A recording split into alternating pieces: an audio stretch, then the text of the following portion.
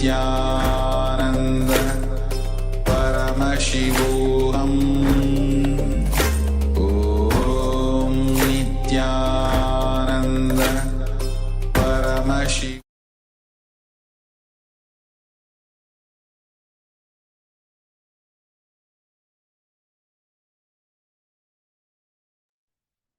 Yes, Nithyanam, everyone.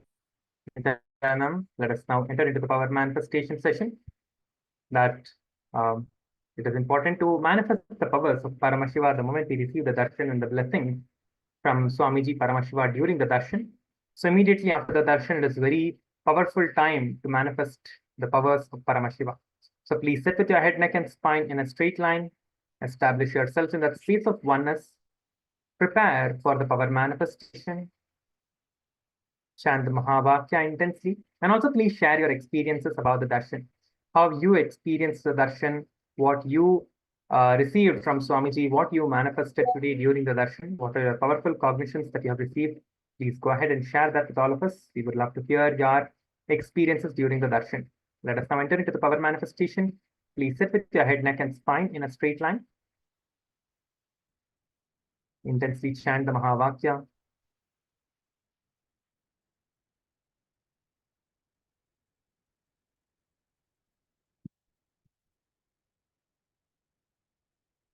Visualize Swamiji in your third eye.